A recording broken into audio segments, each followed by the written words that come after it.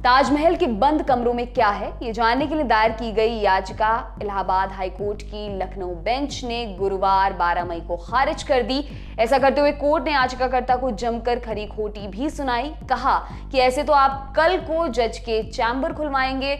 और अब archaeological survey of India के मौजूदा और पूर्व अधिकारियों ने बता दिया है कि ताजमहल के कमरे स्थायी रूप से बंद नहीं रहते, ना ही वहां हिंदू देवताओं की मूर्ति का कोई प्रमाण मिला है।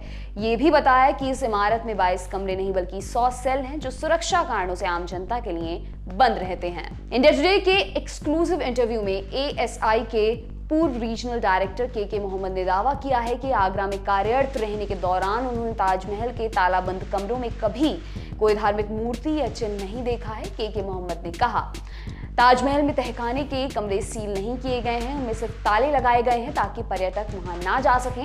एएसआई इन सभी बेसमेंट के कमरों की देखरेख करता है। जब मैं एएसआई का आगरा चीफ था तब मैंने उन कमरों के अंदर कोई धार्मिक चित्र या मूर्ति नहीं देखी। के मोहम्मद कहते हैं कि 16 साल पहले इन बंद कमरों की गहन मरम्मत की गई थी। इसके अलावा इमारत की मजबूती जांचने के लिए इस साल 1993 में नेशनल जियोग्राफिकल रिसर्च इंस्टीट्यूट और रुड़की यूनिवर्सिटी ने एक सर्वे किया था। इस सर्वे में कहा गया था कि ताजमहल में बेसमेंट की दीवारें 3 मीटर चौड़ी हैं। सर्वे के मुताबिक गुंबद के नीचे की वो जगह काफी ठोस है जहां मुमताज और शाहजहां की कब्रें हैं।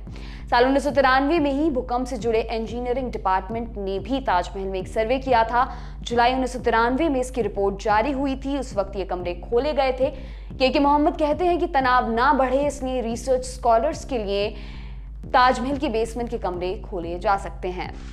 एएसआई के कुछ वर्तमान अधिकारियों ने भी अंग्रेजी अखबार टाइम्स ऑफ इंडिया से बात करते हुए कहा कि हाईकोर्ट में जो तर्क दिए गए वो 2 आधारों पर गलत हैं। एक, कमरे जिन्हें ऑफिशियली सेल कहा जाता है वो स्थायी रूप से बंद नहीं है। इन कमरों को हाल ही में कंजर्वेशन के काम के लिए खोला गया था। और दूसरा, अभी तक जिन भी रिकॉर्ड्स की जांच हुई है वे अंदर किसी मूर्ति के होने की तरफ इशारा नहीं करते हैं।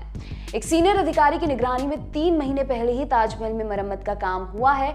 इस अधिकारी ने अखबार को बताया, याचिकाकर्ता का यह दावा गलत है कि 22 कमरे पूरी तरह बंद हैं क्योंकि एक तय वक्त पर दरारों को भरने, दोबारा प्लास्टर करने और इमारत के नवीनीकरण का काम किया जाता है। अभी हाल ही में जो काम हुआ है उसमें 6 लाख रुपए का खर्च आया था और अब तक जिन भी रिकॉर्ड्स और रिपोर्ट्स को रिव्यू किया गया है किसी में भी मूर्तियों के अस्तित्व का कोई प्रमाण नहीं मिला है। टाइम्स ऑफ इंडिया में छपी खबर के मुताबिक एएसआई के अधिकारियों ने बताया कि ताजमहल परिसर के अलग अलग हिस्सों में कुल मिलाकर 100 से ज्यादा सेल्स हैं जो सुरक्षा के लिहाज से आम जनता के लिए बंद हैं।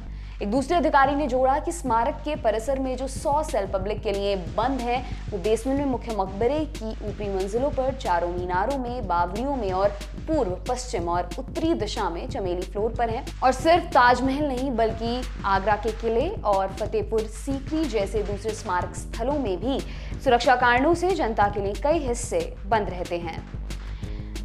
ताजमहल या तेजो महल है, इस सवाल को कई लोग सीधे सीधे सांप्रदायिक राजनीति से जोड़ते हैं। अलीगढ़ मुस्लिम यूनिवर्सिटी में इतिहास पढ़ाने वाले नदीम रिजवी भी ऐसा मानते हैं। इंडिया टुडे से हुई बातचीत में नदीम कहते हैं कि ताजमहल को बेकार में ही धार्मिक रंग दिया जा रहा है। नदीम बोले, 300 सालों से ताजमहल का तहखाना और दूसरे हिस्से खुले हुए थे।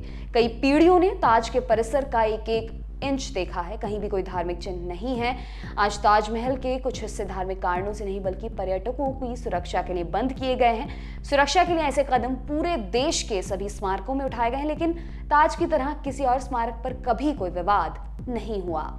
रिजवी कहते हैं कि अगर ताजमहल के तहखाने के कमरे खोले जाएं तो ऐसा कोर्ट की निगरानी में ही हो और पूरे वक्त वीडियोग्राफी करवाई जाए। वहीं डॉक्टर BR आम्बेडकर यूनिवर्सिटी में इतिहास के प्रोफेसर सुगमानंद कहते हैं कि इस विवाद को हमेशा के लिए खत्म करना है तो एएसआई को कमरे खोलकर उनकी वीडियोग्राफी करवाने में कोई दिक्कत नहीं होनी चाहिए। हालांकि सुगम ये भी कहते हैं कि ताजमहल के हर हिस्से को पर्यटकों के लिए खोल देना भी समझदारी नहीं होगी।